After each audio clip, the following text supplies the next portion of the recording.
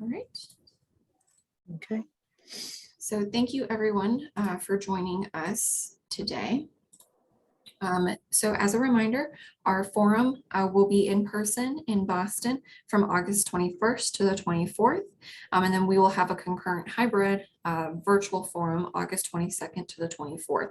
Attendees of both will have access to all the virtual content during the meeting and also after the meeting as well. This year, we have 3 presenter types. Our first is the in-person presenters only. These are not live streamed. They're also not pre-recorded. So these are sessions that will only be held in person, and that's what we'll concentrate on today. We also have our live stream presentations. Those are what they are.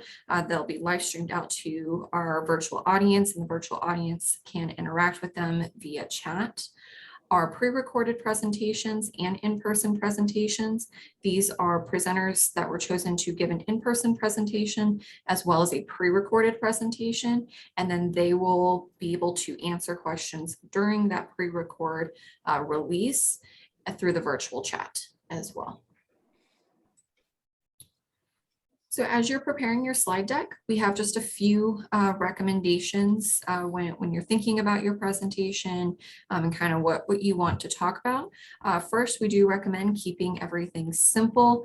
Should just have a few main points.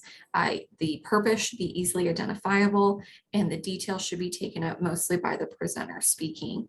You really also want to use colors or images effectively, not overwhelming the audience, so they're trying to figure out where they're talking or where they're looking at. I apologize. Also create purposeful titles, and this will help kind of guide your attendees knowing what they're to take away from that slide.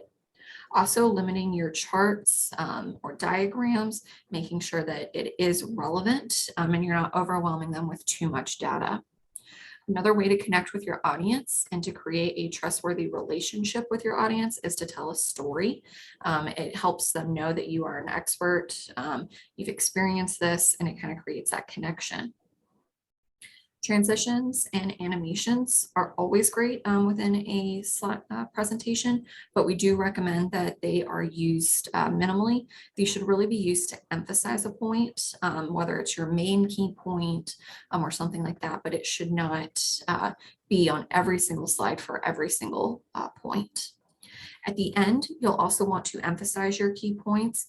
This is generally about 2 to 3 key points that an audience should take away from this. And then also just interacting with your audience. You can ask questions, just take a quick poll of hands, things like that, to just kind of interact and keep them engaged with you through your presentation.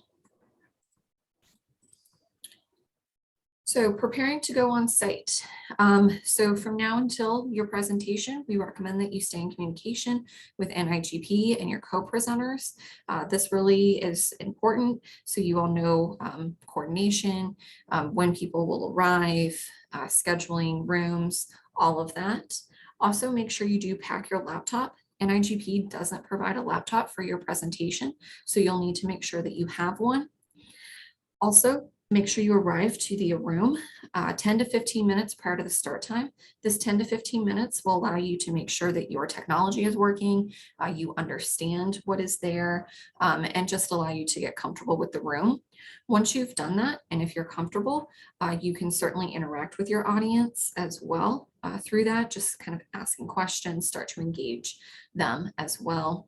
And then also just make sure that you do coordinate with your presenters on the presentation and rehearse prior as well. So just some key takeaways for our presentation success and kind of expectations from NIGP. Feel free to walk away from the podium if you're comfortable with it. It helps the audience to see your whole body language and that you're engaged and you're enthusiastic about the content. You can also spark conversation with questions to and from the audience. It doesn't always have to be at the end during a Q&A. It can be in the middle. And then you can also just inspire connections amongst the audience, allow them to communicate with each other and kind of spark that that interest amongst themselves and create new networking opportunities. All right, so for everything else, I have opened it up to Q&A for the remaining of our time. Does anyone have any questions? I do have a couple. I don't like to be at the podium at all. So do you have like a mic for on person? So we'll make sure that we have a mic. I can't guarantee that it'll be wireless, but I'll note that. Okay.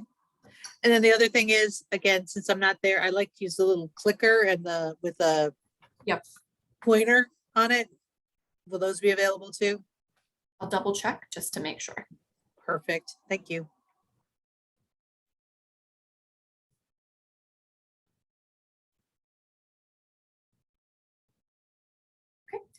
Any other questions?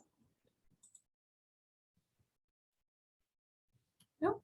All right. Well, that was a very Oh, actually one more. yeah, of course. I do plan on showing video, and it's going to be from the web, from a YouTube video, real short. Is that going to be available? So there will be Wi-Fi. Well, I need to double check on that if there will be Wi-Fi in the convention center. If not, you can connect to like a hotspot on your phone. And then my recommendation would be in those 10 to 15 minutes that you're connecting your laptop, that you do connect it and just kind of keep them up on the tabs so they're easy to access. Okay, thanks. But I'll send you an email just to confirm that it is available. And then I can put something up on our presenter resource page, just so everyone does know that as well. It's a great question. Thank you, Lisa. Any other questions for today? All right. Well, great. Thank you everyone for joining us. And if you have any questions between now and in your presentation time, please feel free to email me at landerson@nigp.org, or you're welcome to call me as well. So thank you. Thank you. Thanks.